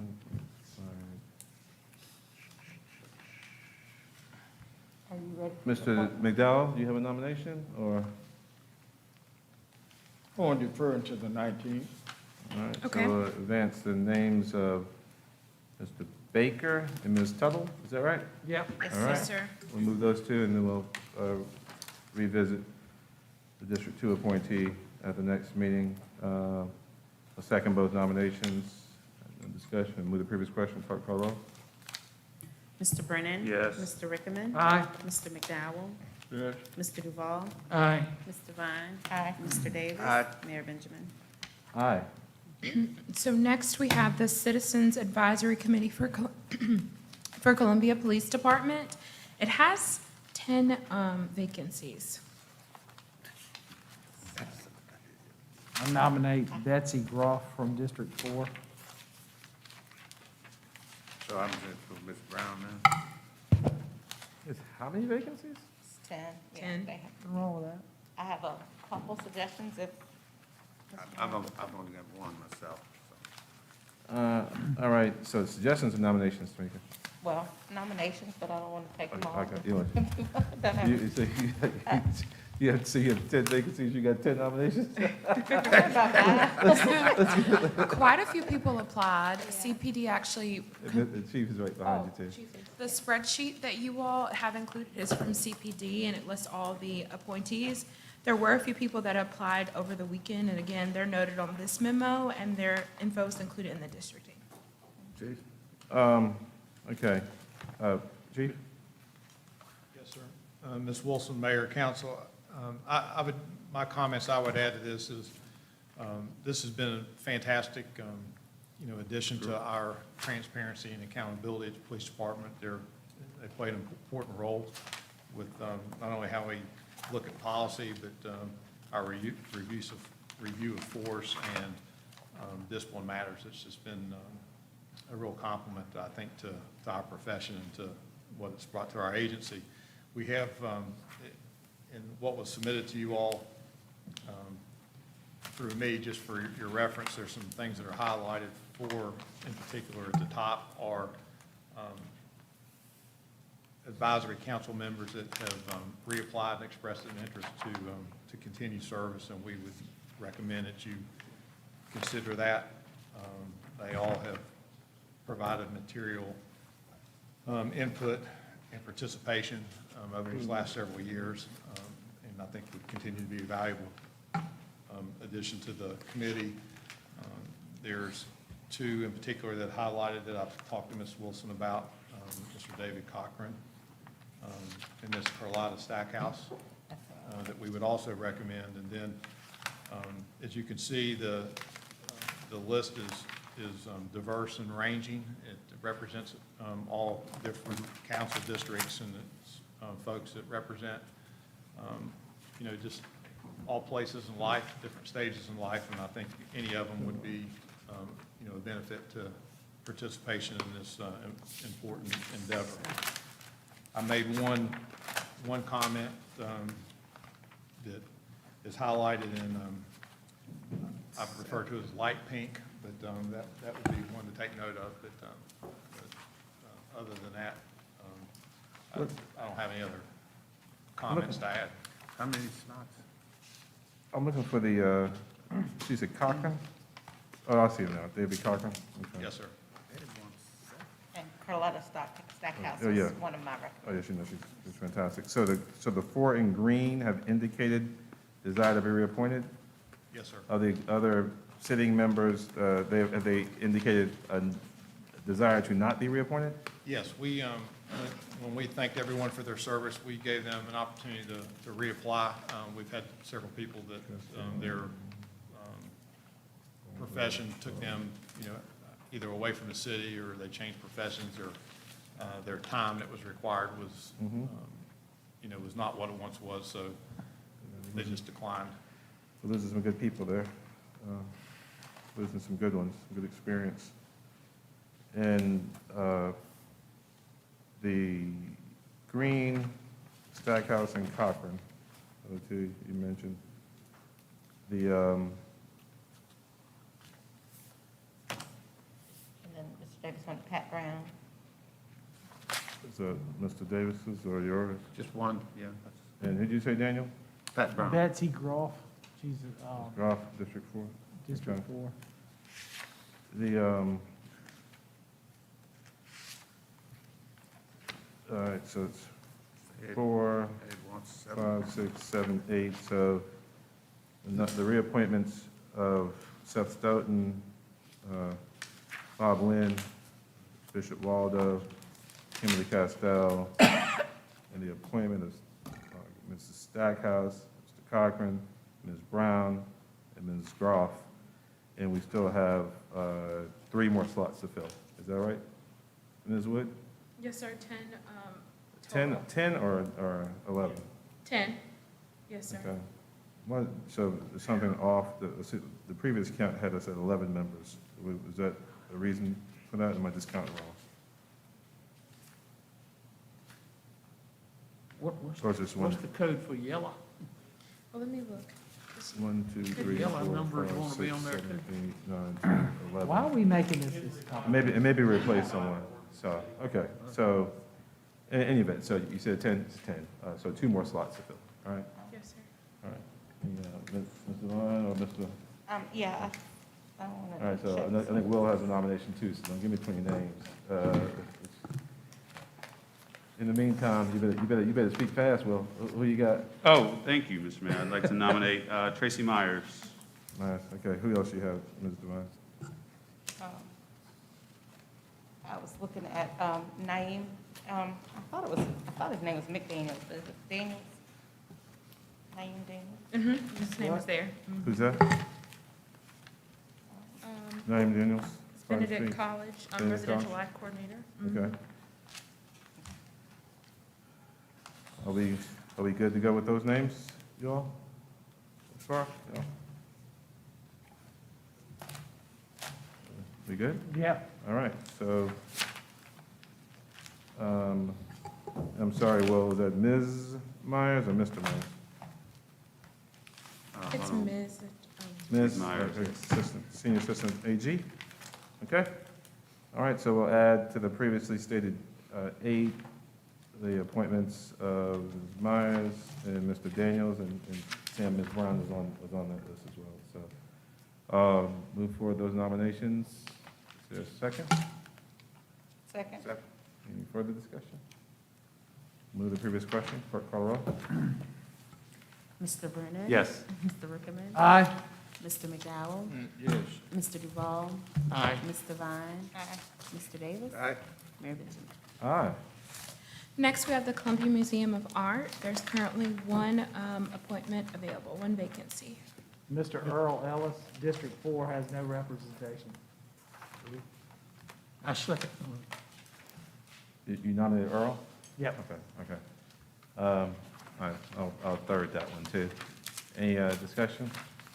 Move the previous question. Clerk call the roll. Mr. Brennan? Yes. Mr. Rickerman? Aye. Mr. McDowell? Yes. Mr. Duval? Aye. Ms. Devine? Aye. Mr. Davis? Aye. Mayor Benjamin? Aye.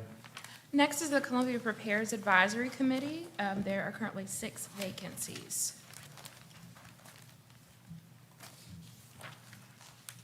I'd like to nominate Scott Gillette from District 4. Second. Let's see, let's just skip the page. That's just Scott. Other nominations? You said 6? Yes, sir. Okay, Nominate Jennifer Diaby. okay. Yes, baby. Okay. We just did Mr. Daniels, previous. And we don't have to do them all right now, but we're going to have to fill this up, so want to move forward with those 2 nominations? I'd like to nominate Ms. Amy Hustman. Got it? How many slots were there? Okay, What about Jean Harris? all right. Any other nominations? What about Jean Harris? I'm sorry. Mr. Gene McDonald? Harris. Ms. Harris? Okay. All right. All right, any other, I'm sorry. How many slots were open on that?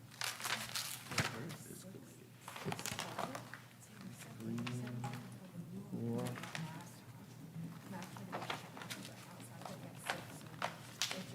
I couldn't do it on that one, but I don't know anybody on it, but I'd like to.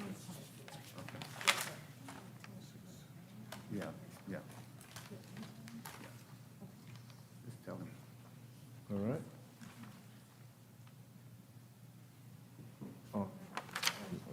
You want to just hold, Hold one there's for six me. slots, right? There's six slots. Yeah, we only have 4 nominations, so we're fine. We'll move forward with the 4 we have, and we'll revisit the other 2 slots. Next week, we have the nominations of Mr. Gillette, Ms. Diaby, Ms. Harris, and Ms. Husband.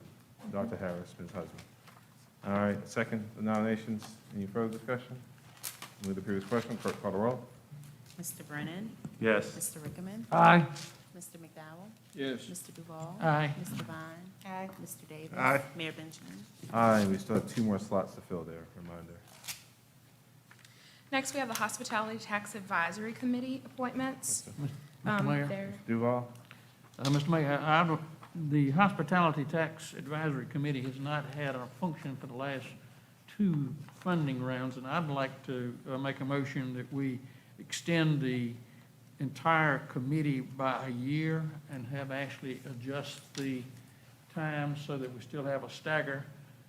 Give them all an extension of 1 year, but keep the stagger in for next year, so we'll start appointing again. Okay. I'm fine with that. Understood. Just pay attention to how they're staggered. Yes, and make sir. sure, maybe, if you have some challenges with that, let us know. Okay. But we don't have any more life appointments. I think John was there forever. Yes. So it should be easy. Mhm. So why don't we go ahead and formalize that? We'll move to extend all terms by a year. Yes, sir. I'll second it. Okay, great. Mr. Davis? Yeah, I'm trying to determine Unless somebody want to take off, I don't know. the existing members again. They are, on the memo, they're split into restaurateurs, and then. I'm sorry, I can't hear you. Oh, they're on the memo, and they're split between restaurateurs and at large. Has anyone indicated an interest in not serving prospectively? And do we have any other slots that are available? Well, the people, so Missy had reached out to the members of Hospitality Tax and Accommodations Tax to see who was interested in reapplying. And one of the individuals who did was John Whitehead. What I can do is follow up with her. But other than that, we hadn't received any other applications from age tax from the original.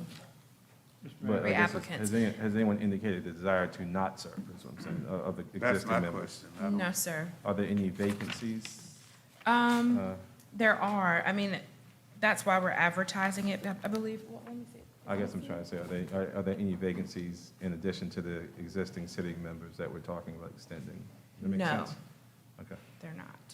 Let's let Ashley inform them that they're gonna all be extended for a year. Yeah, and if someone indicates that they're And if interested they're- in not serving, we got some good folks. Then we can fill it in. Yeah, got some. Yeah, one year, if they elect not to continue, they should advise us. If they elect not to be reappointed and they don't get the extra year, Right. we will have a vacancy to fill. Right. I know that Missy Kaufman reached out to all of them individually, so I'll just double back with her and share this with her. So I think that our inclination is to reappoint if, or extend everybody if in fact someone indicates they're not interested. Then we'll have some vacancies and we can then fill those slots, okay? I'm not sure if people opt in or opt out. I'm not sure what you do. If you don't respond, we're gonna reappoint you or what have you, but let's just get some clarity Yes, sir. on everyone. We have some good applicants. Love to, new applicants, love to give them consideration if someone indicates they don't want to serve. Yes, sir. Okay? All right. So, Thank you. so why don't we wait, plan to affirmatively move forward, next meeting?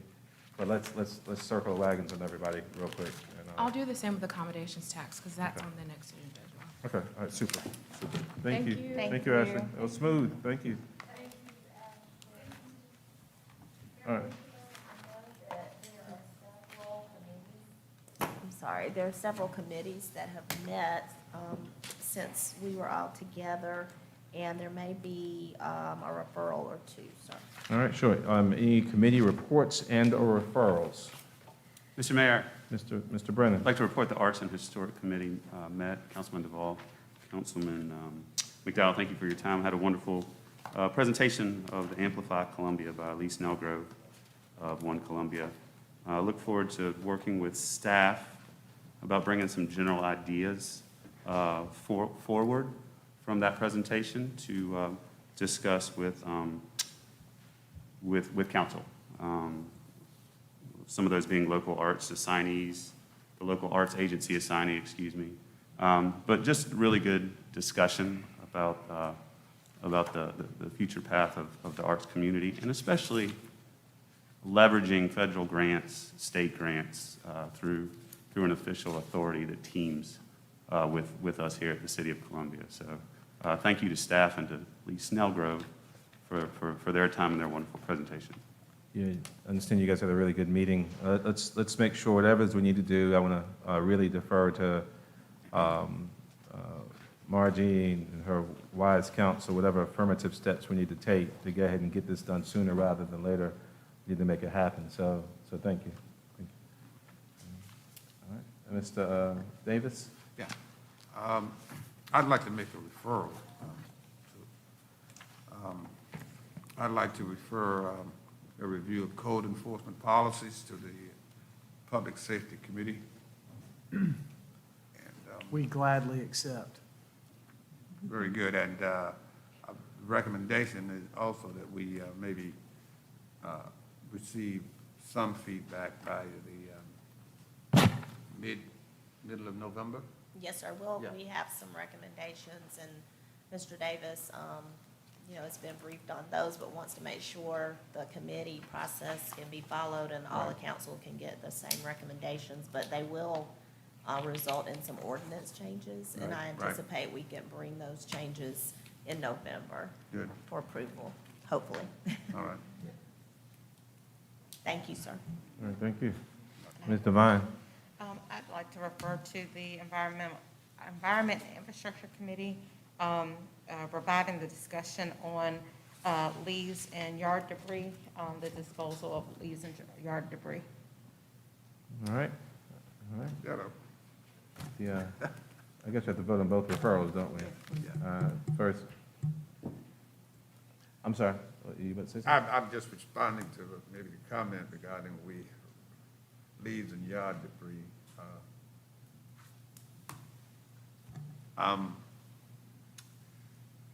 Several years ago, I had suggested that we might want to take a look at, I don't know how you can honestly enforce this.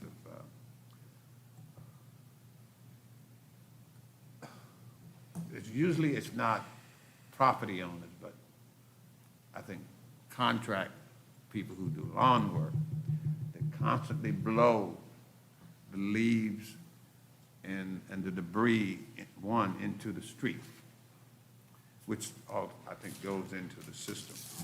And also, the danger of it is that it's highly likely that somebody's going to get hurt if they blow debris into a passing vehicle. I'm very scared every time I pass one. I find myself just stopping, slowing up as I'm coming down the street. I would recommend that the city take a look at that. There's some danger there, accidents waiting to happen, and it adds to the ugliness of certain streets, because they just blow it in the street, and the contractors do not go and collect that debris and put it in an organized status, like on the curb.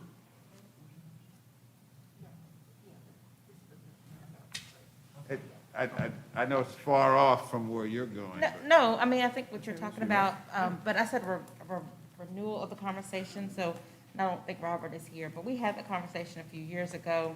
I think we were looking, number one, at what the county was doing. We tried to talk about going in conjunction with them. And then I also think that Robert had some thoughts about containers or something, and we just did not, we let the conversation lapse. I wanted to renew that conversation. But you're Sounds like correct, a wonderful- we do have a lot of contractors who are blowing debris into the right-of-way, and then when we get some rain, it gets into our system, so we do need to just revive that conversation. Yeah, Sounds like a maybe, maybe, wonderful committee discussion. well, yeah, maybe staff can bring us some information on experiences elsewhere, because there is a danger of blowing beer cans and other solid articles into passing vehicles or people walking. Mr. Davis, we'll let you know what we need. Yeah. And you can. Okay. All right, first, let's take up Mr. Davis's referral. I'll second the referral. Move the previous question. Clerk, call the roll. Mr. Brennan? Yes. Mr. Rickman? Aye. Mr. McDowell? Yes. Mr. Duval? Aye. Ms. Devine? Aye. Mr. Davis? Aye. Mayor Benjamin? Aye. Thank you. And I'll second Ms. Devine's referral. Clerk, please call the roll. Mr. Brennan? Yes. Mr. Rickman? Aye. Mr. McDowell? Yes. Mr. Duval? Aye. Ms. Devine? Aye. Mr. Davis? Aye. Mayor Benjamin? Aye.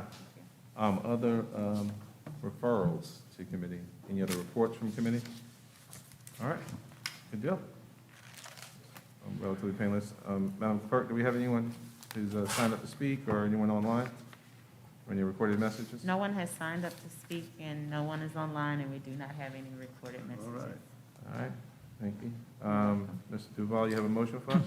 Mr. Mayor, I move we go into executive session for receipt of legal advice related to matters covered by attorney-client privileges pursuant to SC Code 30-4-70A2, COVID-19, discussion of negotiations incident to proposed contractual arrangements pursuant to SC Code 30-4-70A2, Capital City Stadium Purchase and Sales Agreement, Riverfront Park Naming Rights Agreement. All right, is there a second? Second. Any discussion? Seeing none, I'll move to the previous question. Clerk, call the roll. Mr. Brennan? Yes. Mr. Rickman? Aye. Mr. McDowell? Yes. Mr. Duval? Aye. Ms. Devine? Aye. Mr. Davis? Aye. Mayor Benjamin? All right, thank you all. Thank you, everyone. Thank you.